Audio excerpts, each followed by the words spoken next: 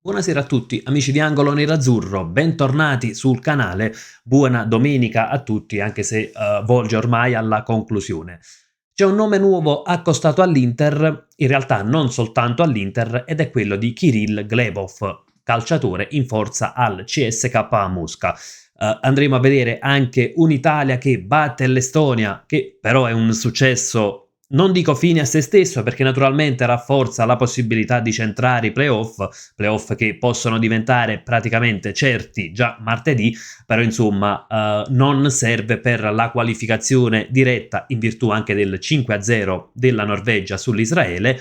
In tutto questo però è arrivato anche il primo gol in nazionale di Francesco Pio Esposito e andremo così a vedere anche le altre prestazioni dei nerazzurri impegnati con le rispettive nazionali nella giornata di ieri.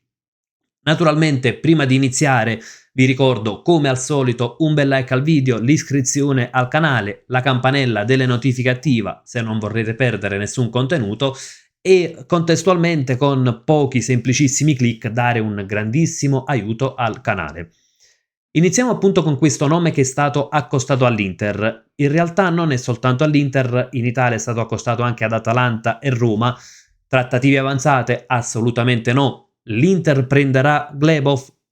No, ad oggi ecco, sarebbe un tantino esagerato dire che l'Inter acquisterà il calciatore, è stato però accostato e quindi andiamo anche a vedere di che tipo di calciatore si tratta. Innanzitutto è un calciatore che sta facendo benissimo quest'anno, 5 gol e 2 assist in stagione col CSKA Mosca. Anche in questo caso parliamo di un calciatore giovanissimo, un classe 2005, quindi 20 anni da compiere il prossimo 10 novembre, altezza 1,74 m, nazionalità russa e valore attribuito gli da Transfermarkt 5 milioni.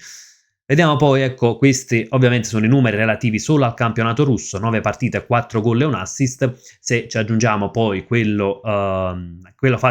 cosa ha fatto in Coppa, si aggiunge un altro gol ed un altro assist per, come dicevamo prima, 5 gol e 2 assist in totale. Che ruolo è? Alla destra, alla sinistra, trequartista.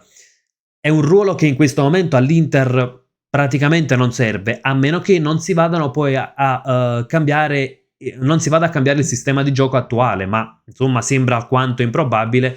Sarebbe eventualmente un acquisto più per il futuro che per l'immediato. Scadenza 2028 del contratto con l'opzione di rinnovo per un ulteriore anno. E che tipo di calciatore è? Vediamo, ha esordito anche con la Russia, poi ovviamente sappiamo la Russia in questo periodo gioca soltanto qualche amichevole sporadica, come ben sappiamo causa guerra è stata esclusa la nazionale così come tutti i club dalle competizioni internazionali. È un tipo di calciatore che ha nelle sue corde comunque l'estro è rapido, incide in zona gol, ecco, nel campionato russo attuale troviamo 0,49 xg ogni 90 minuti per un calciatore che comunque non fa il centravanti di ruolo, è un valore importante, quindi calciatore ecco sicuramente rapido, bravo tecnicamente, non fortissimo fisicamente, però poi ecco quel fatto di essere brevilineo gli dà appunto la possibilità di esaltare altre caratteristiche. Naturalmente calciatore giovanissimo, quindi ha bisogno di trovare continuità perché lo scorso anno, per esempio, non aveva questa continuità di rendimento che sta avendo quest'anno, magari deve migliorare anche per forse anche un po' l'aspetto degli assist, anche se poi in 14 partite 2 assist non sono tanti, ma neanche pochissimi se calcoliamo solo il campionato, però comunque troviamo 9 partite giocate e un solo assist. Per un esterno d'attacco forse qui deve migliorare qualcosa. La perplessità comunque rimane legata al fatto che è un calciatore che si sta mettendo in mostra, che mostra comunque delle buone qualità, però in un campionato decisamente inferiore rispetto a quelli top europei. Campionato russo, insomma, sicuramente è un campionato col tasso di difficoltà decisamente più basso rispetto a quello italiano, ma anche rispetto a quello francese, insomma, rispetto ai maggiori campionati europei. E questo comunque non toglie delle buone caratteristiche. La perplessità, come dicevo prima, però è legata anche al ruolo.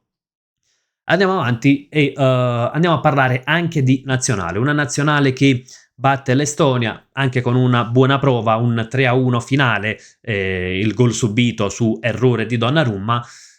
E un giorno però importante appunto per Pio Esposito, che si sblocca in nazionale, entra in campo al posto di Ken e realizza anche il terzo gol, tra l'altro un gol di pregevole fattura, quindi ancora una volta ecco, Pio Esposito continua quel processo di crescita, continua ad ottenere consensi, continua a mostrare le sue qualità che vanno anche oltre la sua giovane età, perché comunque un calciatore di 20 anni, anche quando si trova alle prime esperienze, ecco, non era all'esordio in nazionale perché già aveva esordito, ma comunque sono le prime vere esperienze col calcio maggiore, quindi con le qualificazioni ai mondiali, con la Serie A, col mondiale per club, ed è un calciatore che non sente il peso della maglia, sia che sia la nazionale, sia per quanto riguarda l'Inter, quindi sicuramente Pio Esposito, oltre alle qualità tecniche, fisiche di cui abbiamo sempre parlato, dimostra sempre più di avere delle qualità mentali importanti.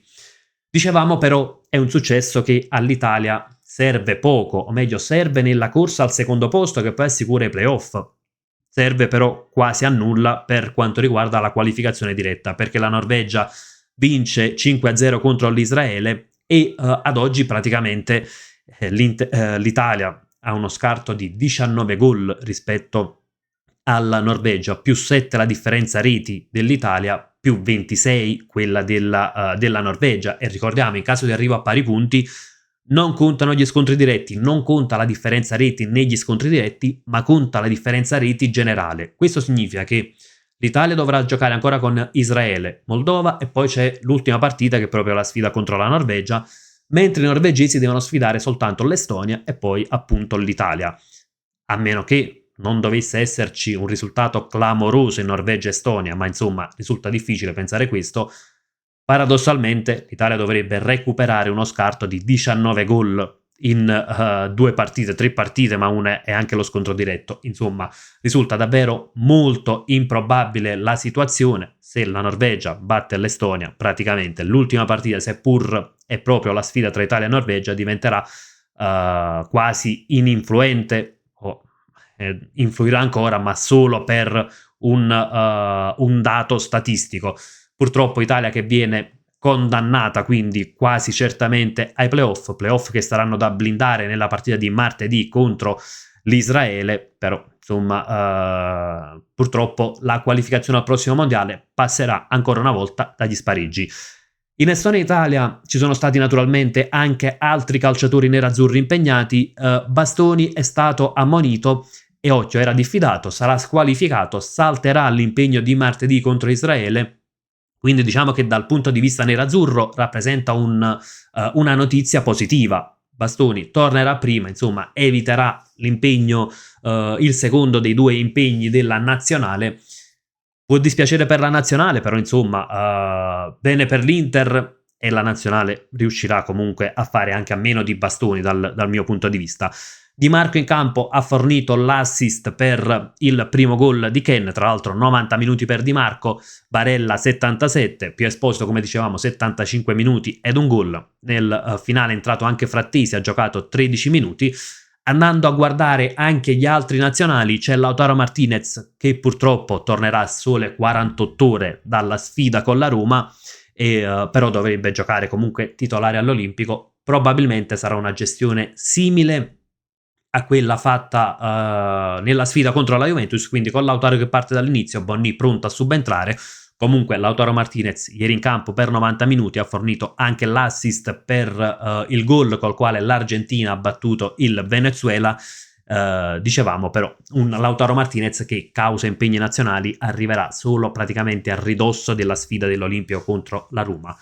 Concludiamo con i nazionali impegnati ieri. C'era Hakan Çalhanoğlu, vittoria per 6-1 della Turchia contro la Bulgaria. Hakan Çalhanoğlu ha fornito anche 2 assist, quindi segno che continua a migliorare insomma le sue prestazioni, la sua condizione fisica. Questo è un bene anche per l'Inter che purtroppo a Roma dovrà fare a meno di Thuram.